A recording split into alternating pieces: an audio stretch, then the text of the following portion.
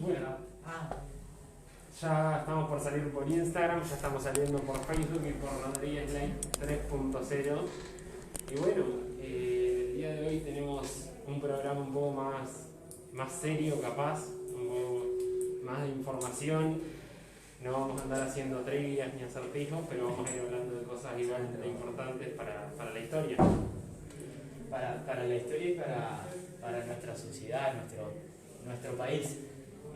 Hoy, como muchos deben saber, hoy es 20 de mayo y en Uruguay se conmemora el Día de los Detenidos Desaparecidos en la dictadura cívico-militar. Así que nada, vamos a hablar un poco del tema y vamos a tener una entrevistada que está en este momento llegando, la podemos Está ver. conversando, ¿no? Está conversando con el director, pero ya vamos a comenzar. Como decía Fran, hoy va a ser un programa un poco más serio porque el tema que vamos a hablar es mucho más serio. Así que nada, ahora en unos minutitos ya empezamos con la entrevista. Recordar un poco que todo esto sucedió hace 45 años, el golpe de Estado fue hace 45 años, el golpe de Estado llevado a cabo por los militares. Y bueno, fueron unos años de un agitamiento social increíble con mucha lucha, mucha discriminación, como cualquier dictadura. Y bueno, vamos a ver un poco ahora al principio, en general, de lo que fue la dictadura, qué fue lo que pasó, y después adecuándonos un poco más al día de conmemoración de hoy, que es de los desaparecidos. También con Adriana teníamos intención de hablar de cómo se veía todo esto en un contexto educativo, porque también nos parece importante, aunque queremos recordar todo, enfatizar capaz en la educación al ser un gremio estudiantil, así que vamos a estar conversando de todo eso y ahí viene Adriana. Claro, y además porque estamos todos acá, somos estudiantes, estamos dentro de una institución, además haciendo el programa, así que es súper importante también adecuarlo a quiénes somos nosotros, siempre viéndolo desde un punto de vista, teniendo en cuenta lo que pasaba en ese momento, en esa época, pero también viéndolo desde nosotros, desde cómo somos ahora y capaz que hacer algún paralelismo. Bueno, hola, probando porque estoy con otro micrófono. Tengo que meter la cuchara. Dale que tenemos tiempo. Todavía tenemos tiempo. Siempre tenemos humor, por más que los temas son serios. Tengo que hacer una aclaración que me salta de los intestinos, ¿no? Todos los invitados, los temas del gremio, todos son serios. Y no hay temas más serios que otros. Esto es un tema muy importante y muy trascendente y muy sensible para la sociedad. Pero todo este equipo joven trata temas serios. Tenemos nuestro segmento de humor, comandado acá por el hombre que ahora tiene el Instagram, creo, ¿no? Quería decir eso porque inclusive todos los entrevistados que han traído ustedes son gente que ha laburado, que se les ha brindado con gran cariño al programa. Por lo tanto, ojo, esto es en radio en vivo, como debe ser. Sigan nomás. Como todos los programas. Pero bueno, eso que decía Daniel, este programa quizás no tiene esa parte, digamos, divertida, pero igualmente va a estar ahí. Un mensaje.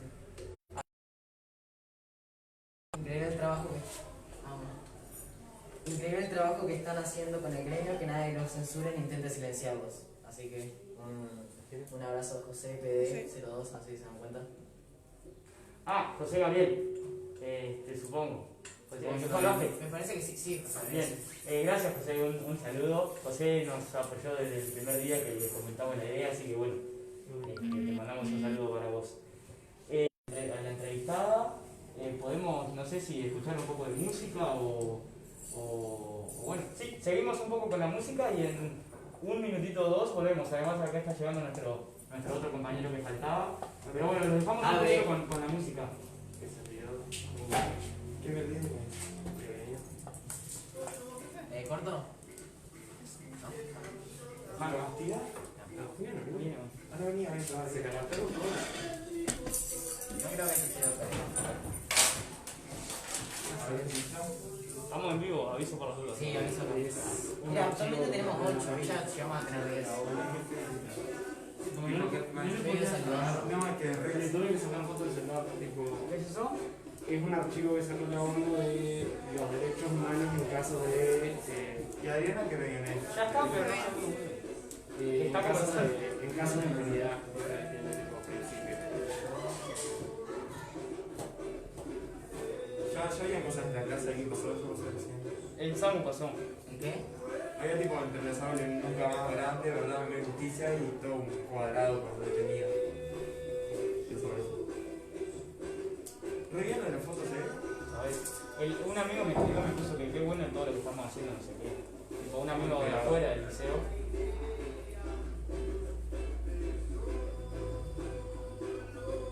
Lo del tweet, no viaje. Pero sí, igual. Sí, ya. Está.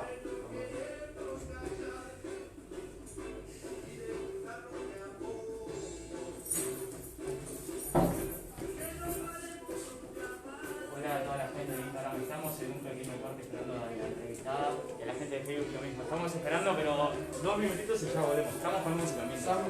¿Viste que si pasa algo alguna vez puedes silenciar ahí? Silenciar para el video. Sí, no, pero no. ¿Silencio?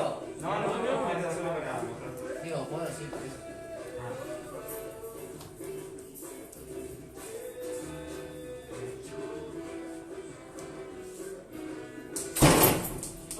Ahí llegué. Un video, otro video. ¿Qué edad estamos? Ya estamos. 15. Puedes subir una foto de Tendría que ir. ¿En serio? Sí, porque tengo, mira, yo me estoy yendo de mano. Ah, bueno, Juanpi, ¿puedes hacer el vivo vos en Instagram? Sí, Pará. Cortamos un poquito y ya volvemos a empezar desde el serio, ¿no? Solo. Vos. Pero vino, que tuvo 5 minutos ahí. Sí, mal. ¿Se fue? Comparto en IGTV. Sí. ¿Sí? Sí. Bien. Tipo, no se metió por ahí. Sí, se metió para acá, pero se equivocó. No sé, hablamos algo entonces. Hola. Empezamos a hablar. Si yo arranco con esto, que no es tipo en sí, Yo voy a sacar fotos de comunidad. ¿Hacete la cámara? Sí, sacar fotos. De ahí sí. Chau, no. Ay, adiós. Volvemos. ¿Te vas? Ahora cuando termine la canción volvemos. ¿A dónde te vas? Tengo psiquiatra y no con Daniel. Ahora cuando termine la canción volvemos.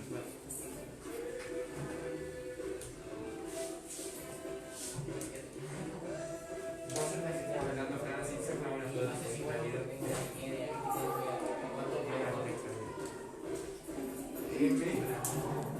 esta es la Muy semana. barato.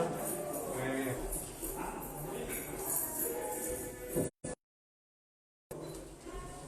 ¿Qué es? Daniel, Ah, igual yo no manejo ahí. Arrancá con eso. Los pibes del gremio.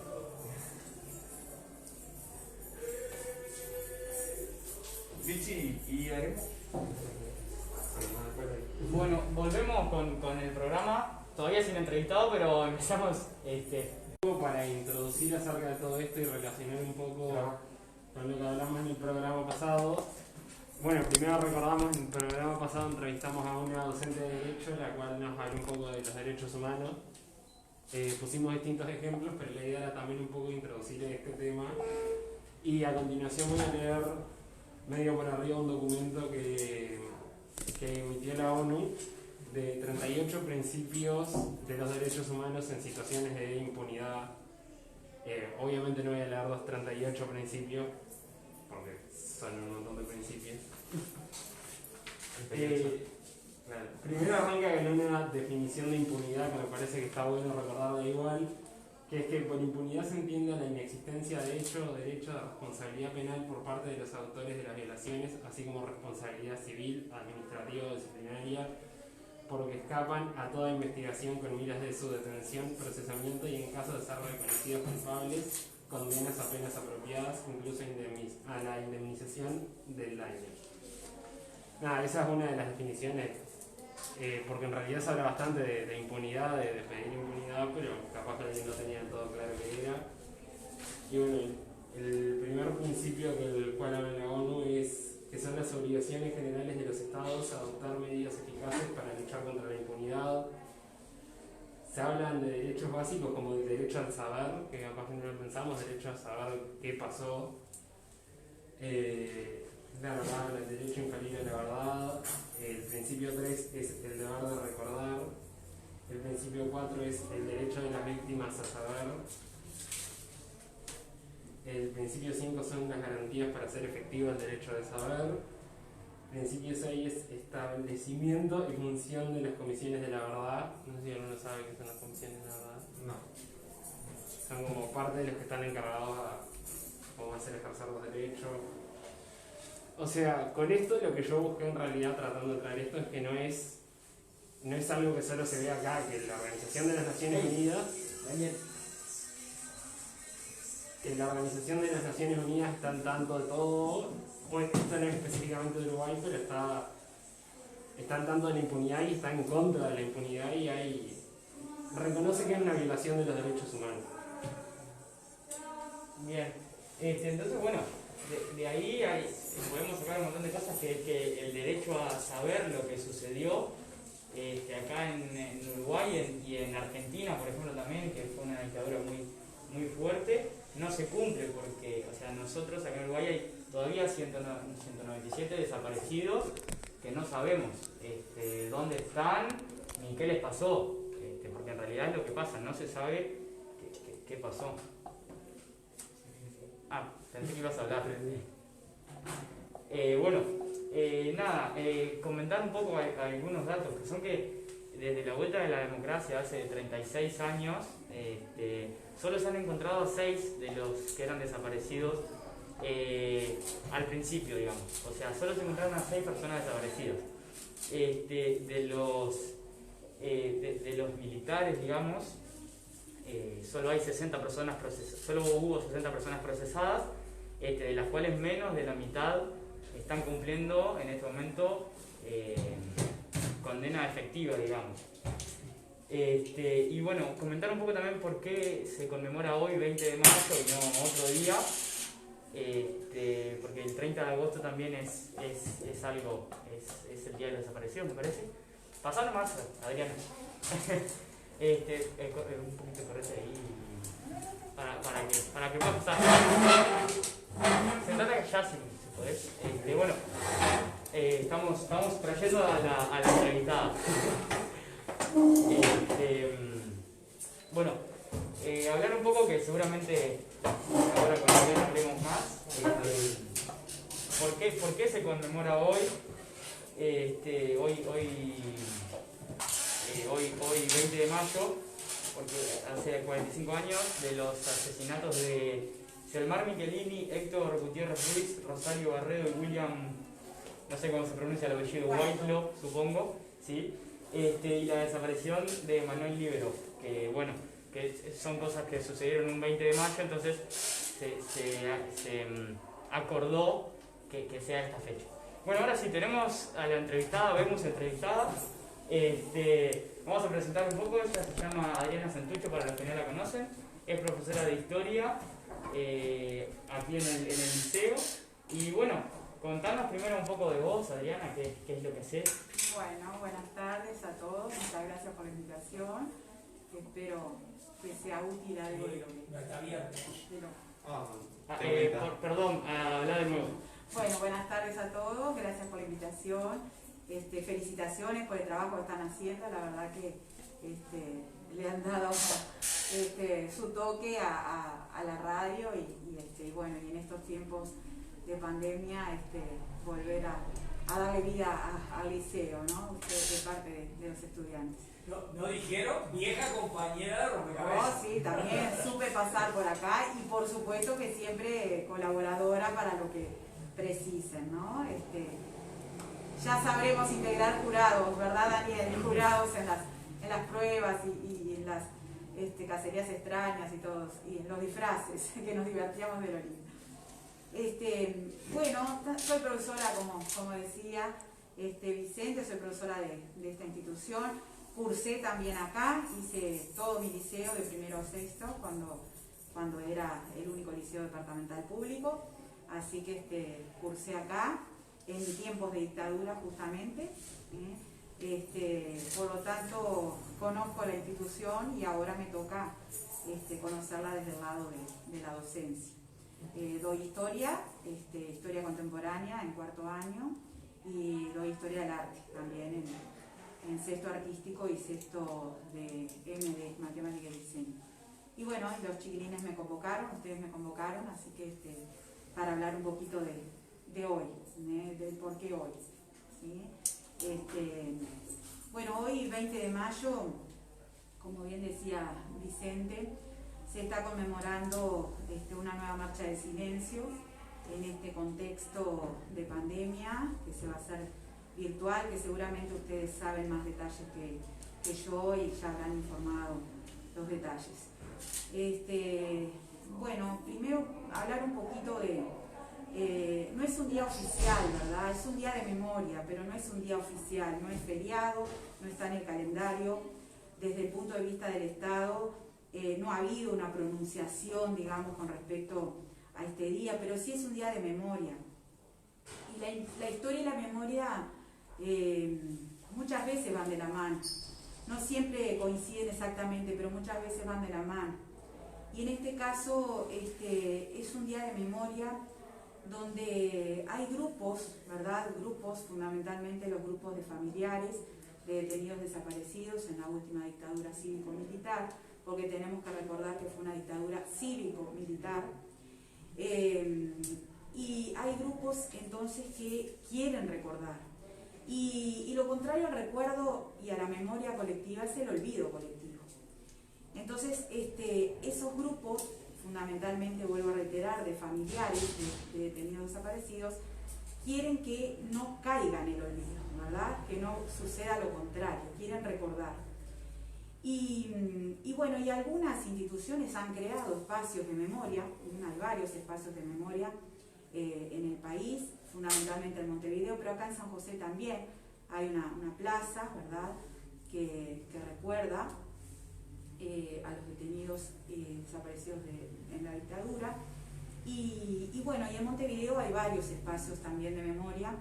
Y bueno, y el último memorial que se inauguró en San José fue La Puerta, que está a la salida del Penal de Libertad, por los que estuvieron detenidos allí y fueron liberados en marzo de 1985, por la ley de amnistía general que hubo. Pero el 20 de mayo es un día de memoria, de recuerdo, digamos, ¿por qué no?, de dolor, ¿tá? De dolor por los que no están y por los que no se sabe nada de ellos, ¿tá? No se sabe qué ha pasado. Si bien ha habido algunos avances y algunas investigaciones, pero queda mucho por saber. Entonces, habiendo hecho esta diferencia entre memoria e historia, la historia trata de recoger lo que se quiere recordar y lo que se quiere olvidar, ¿verdad? En cambio, la memoria colectiva justamente se encarga y lucha por recordar y no caer en el olvido. Entonces, habiendo hecho un poco esta apreciación de ese pasado que es recogido tanto por la historia como por la memoria colectiva, la memoria tiene mucho también de individual y de subjetivo, y la historia es una ciencia, por lo tanto trata de por supuesto, que se basa en documentos y en documentos de todo tipo, ¿tá? También en testimonios.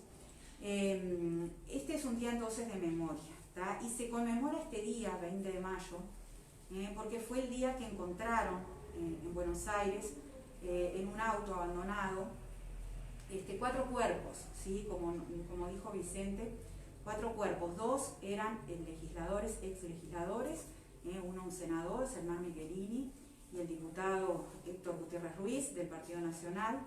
Selmar Michelini pertenecía al Frente Amplio, había sido integrante del Partido Colorado, hasta que en la fundación del Frente Amplio se fue del Partido Colorado y fue uno de los fundadores del Frente Amplio. Y Héctor Gutiérrez Ruiz pertenecía al Partido Nacional. En sus últimos etapas perteneció al movimiento de Wilson Ferreira Lunat. Y bueno, y ellos hacía un tiempo que se habían ido, sobre todo Gutiérrez Ruiz se había ido para Buenos Aires, porque en junio de 1973 aquí se había dado un golpe de Estado, y en Buenos Aires, en Argentina, todavía había democracia. Y bueno, y ellos, ni bien se dio el golpe de Estado, empezaron a movilizarse para denunciar lo que estaba sucediendo en nuestro país. Entonces, así como muchos uruguayos se fueron para Buenos Aires, buscando de alguna manera poder desarrollar allá una actividad de denuncia y una actividad política, ellos también estaban en esa búsqueda. Lo mismo que Wilson Ferreira Lunat, que también empezó desarrollando una actividad de denuncia en Argentina. Pero suceden varios hechos previos a estos asesinatos. Y muy en resumidas cuentas tenemos que pensar, todos ustedes pasaron por cuarto año, algunos fueron alumnos míos, tenemos que pensar que estamos en el contexto de la Guerra Fría, tenemos que pensar que América Latina está en el hemisferio occidental, por lo tanto, de alguna manera siempre estuvieron los países latinoamericanos. Estoy pensando que dije hemisferio occidental, está bien dicho hemisferio, ¿no? Occidental, bueno, eso es lo que me quedé pensando. Bueno, de alguna manera los países latinoamericanos se ubicaron, digamos, dentro de la línea de Estados Unidos, más o menos, y que Estados Unidos desarrolló, ¿verdad?, ciertas políticas para atraer a los países latinoamericanos y para presionarlos para ubicarse en el bloque capitalista liderado por ellos. Entonces se habían implementado algunas escuelas llamadas Escuelas de las Américas, donde iban los militares de los países latinoamericanos a instruirse, a aprender distintos métodos, ¿verdad?, para lidiar con las guerrillas, guerrillas que había por toda América Latina, y bueno, y los militares uruguayos también supieron pasar por allí. Y bueno, no tenemos que perder de vista que los años 60 fueron años muy conflictivos, o sea, previos a la dictadura, fueron muy conflictivos, donde se desarrollaron guerrillas en América Latina y por supuesto en Uruguay también, en Argentina, en Brasil, en Chile, bueno, en toda América Latina, distintos focos guerrilleros, y eso de alguna manera provocó que los gobiernos latinoamericanos, entre ellos Uruguay, decidieran que los militares también salieran a reprimir, ¿verdad?, y a combatir la guerrilla. Distintas situaciones entonces, múltiples causas, que no vamos a analizar ahora, pero múltiples causas llevaron a que el 27 de junio de 1973 el presidente de entonces, Juan María Bordaberry, junto a las Fuerzas Armadas, dieran el golpe de Estado. Que no fue el único, ¿verdad? El Cono Sur se llenó de dictaduras, en Brasil, en Uruguay, en Chile, el mismo año de Uruguay, en septiembre se da el golpe de Estado en Chile, el 11 de septiembre. Y bueno, y eso fue generando entonces un clima de represión y de combate a todo aquello que fuera, primero la subversión, ¿verdad?, lo que se denominó como subversión a las guerrillas, y después a todo aquello que fuera un pensamiento considerado extranjero, considerado foráneo, como podía ser ¿verdad? Todas las vertientes de la izquierda. Entonces, en 1976, cuando ocurren estos asesinatos, tenemos que pensar que fue un año bisagra en la dictadura del Uruguay. Estaba vigente entonces, implementada por Estados Unidos, lo que se llamó la Doctrina de Seguridad Nacional, que implicaba que el enemigo era el comunismo y era a quien había que combatir, ¿tá? Fuera como fuera y de la forma que fuera, ¿tá? Y estuviera encarnada en la persona que estuviera encarnada, ¿sí? El enemigo era el comunismo, y el enemigo estaba dentro del país, no estaba en las fronteras, estaba dentro del país, y a ese era el que había que atacar. Pero también en 1974, ya instalada la dictadura de Chile, se implementa lo que se conoce como el Plan Cóndor, ¿tá? Que era un plan de alianzas de las dictaduras del Cono Sur, que habilitaba a cualquiera de los países que lo integraban a detener, ¿verdad? Detener a las personas, aunque sea fuera de fronteras, ¿tá? Y en eso entraba Argentina, Argentina después del golpe de Estado, entraba Uruguay, entraba Chile, Paraguay, Brasil, Bolivia. Entonces, ya aquello de que todos sabemos que un ciudadano cualquiera no puede ser detenido fuera de su país si no es porque tenga un pedido de captura internacional. Bueno, acá las fronteras se desdibujaban, y eso fue lo que pasó con estos legisladores. Se desdibujaban en el caso de tener que detenerlos, ¿verdad? Se podía hacer, basándose en este plan Cóndor. Y el año 76 es un año bisagra porque en marzo se da el golpe de Estado en Argentina. Por lo tanto, aquellos que, como decíamos, habían ido a buscar, de alguna manera, a buscar ayuda, a denunciar lo que estaba pasando en Uruguay, se ven con que allá también se establece se da un golpe de Estado y se establece una dictadura militar, ¿verdad? Por lo tanto, empiezan también a tener problemas en Argentina, ¿verdad? No tener esa posibilidad en Argentina. Germán Michelini tenía todo preparado para ir al Congreso de Estados Unidos a denunciar la violación de derechos humanos en nuestro país, pero se vio truncado, ¿verdad? Se vio truncado por su secuestro. Y misión que cumplió Wilson Ferreira Lunat, porque Wilson Ferreira logró escapar y logró llegar al Congreso y denunciar lo que estaba pasando. Por lo tanto, en mayo, cuando son secuestrados estos legisladores, a Gutiérrez Ríos lo llevan desde su casa, su esposa ha contado, ¿verdad?, cómo fue el secuestro. A Germán Michelini lo sacan de su hotel, también delante de su familia, y aparecen entonces sus cuerpos con estos dos muchachos que sí habían pertenecido al MLN. Según testimonios, ellos ya habían abandonado la lucha armada, pero sí habían pertenecido al MLN. Y aparecen los cuatro cuerpos juntos en un auto, ¿tá? Cosa que es muy dudosa en el sentido de que se los quiso hacer aparecer como que estaban juntos, como que estaban complotando, ¿verdad? Como que estaban reorganizando la lucha armada. Pero ese hecho nunca se pudo comprobar, pero tampoco se ha podido comprobar si fueron o no puestos allí los cuerpos. No sé si se entiende lo que digo. Lo cierto, el hecho es que se encontraron los cuatro cuerpos, ¿verdad?, allí. Después se los trasladó a Uruguay. En el cementerio hubo incidentes, cuando se ve hubo incidentes, ¿verdad? Incluso la intervención militar, incluso partidarios del Partido Nacional, ¿verdad?, que tuvieron problemas por la defensa, ¿verdad?, de Héctor Gutiérrez Ruiz, que era el legislador, que era un diputado del Partido Nacional. Es un año bisagra, el año 76 también, porque empiezan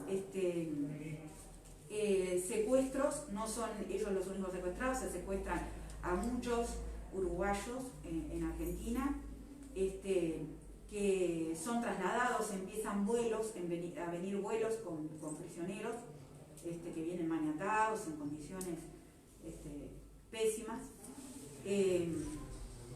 Empiezan a traer esos prisioneros, algunos se los traslada a distintas cárceles que se hicieron en casas, ¿verdad? Se implementaron cárceles en algunas casas de Montevideo. Y por allá por octubre viene otro vuelo del cual no hay mucha información y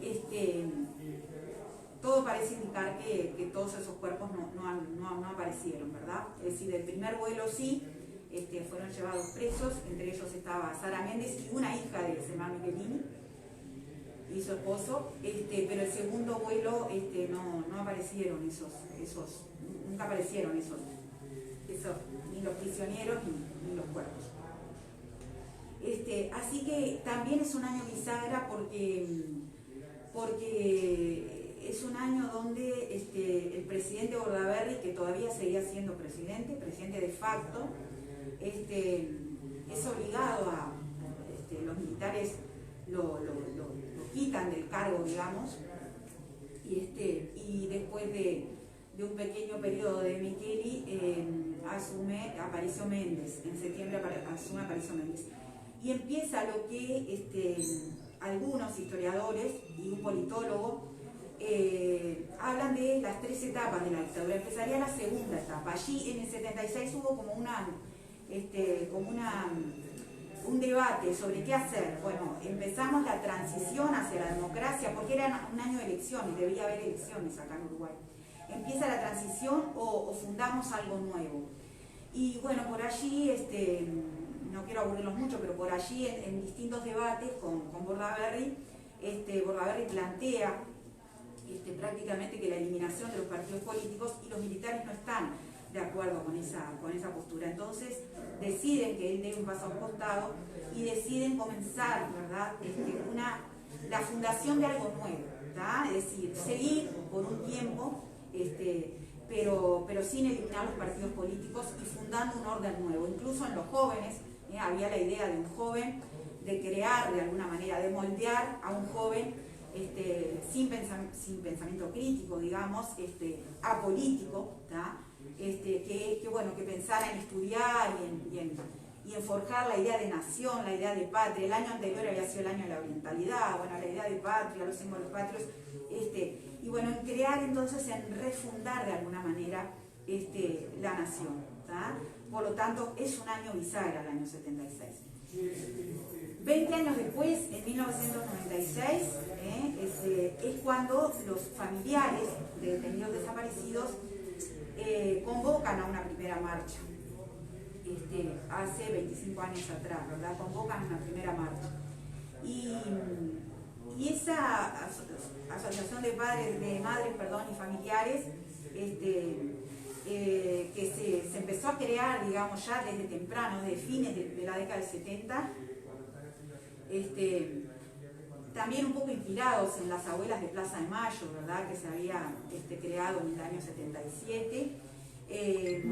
Distintas asociaciones de uruguayos que estaban exiliados en Europa, exiliados en Argentina y familiares que estaban aquí, ¿verdad?, reclamando por sus familiares desaparecidos, crean esa organización, ¿verdad?, Madres Familiares de Detenidos Desaparecidos.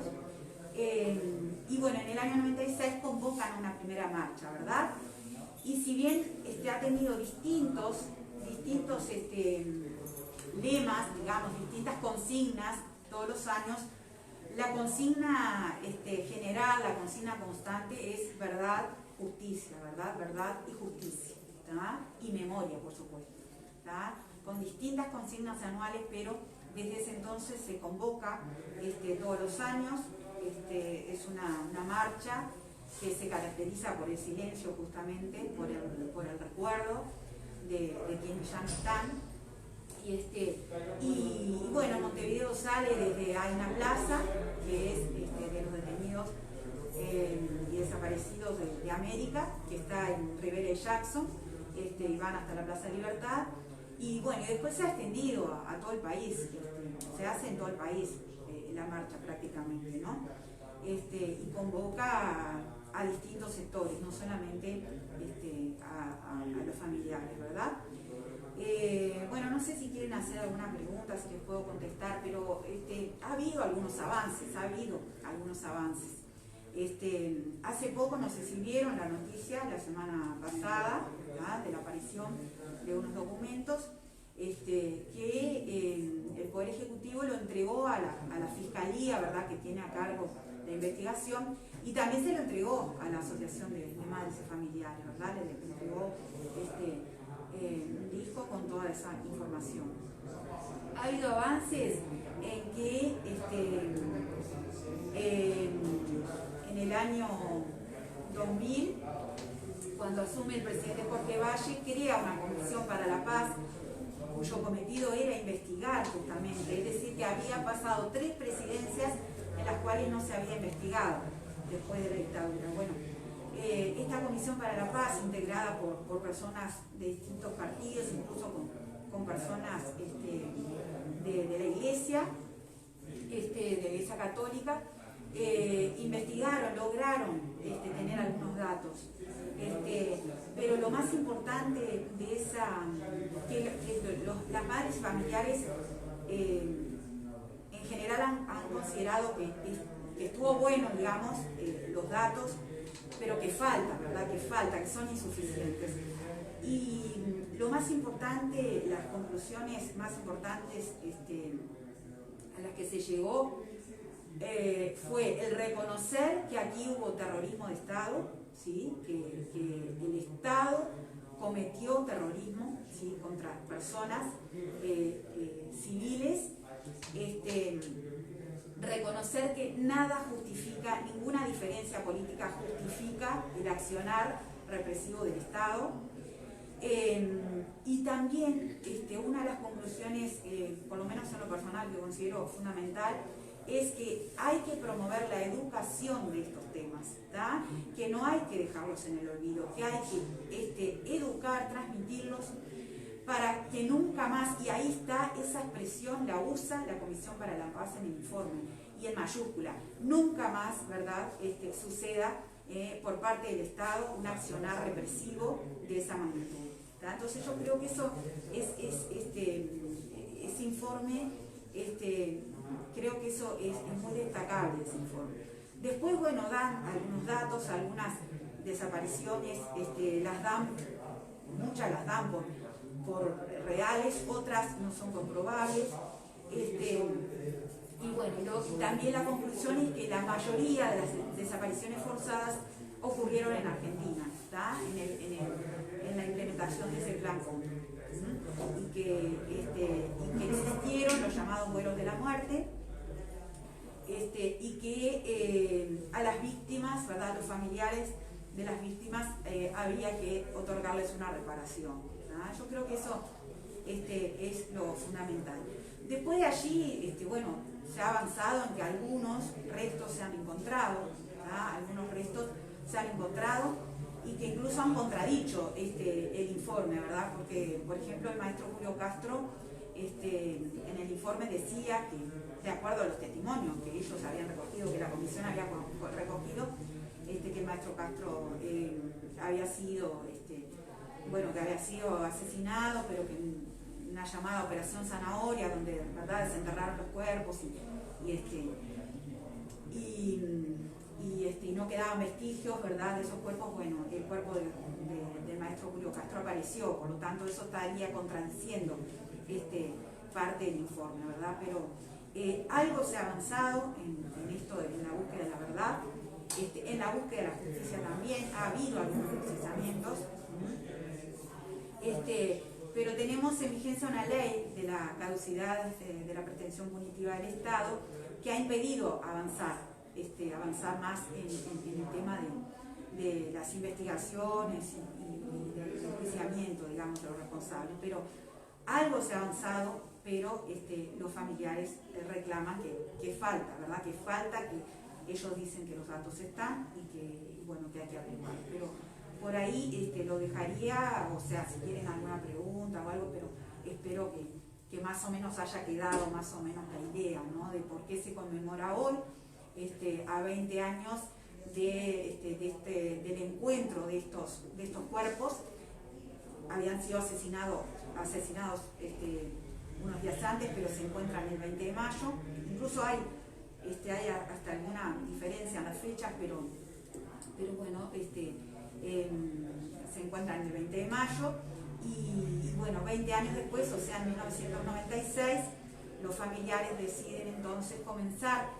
Al principio eran unas pocas personas, ¿verdad? Y bueno, y año a año, la multitud de personas que concurren, que se movilizan. Hoy, yo no he recorrido San José, pero he visto imágenes de Montevideo, ¿verdad? Montevideo está toda intervenida prácticamente, un montón de espacios públicos que están intervenidos. Quiere decir que cada vez hay más participación, y eso nos está dando la pauta de que la memoria, ¿verdad?, está pujando allí para no caer en el olvido justamente. Bueno, creo que quedó claro el contexto sobre todo. Yo no tengo ninguna pregunta. Capaz que vamos a un corte, pero después seguimos. Para tampoco atomizar mucho. Vamos a un corte, unos minutitos y ya volvemos. La red, que pide canción. Ahí era. Ah.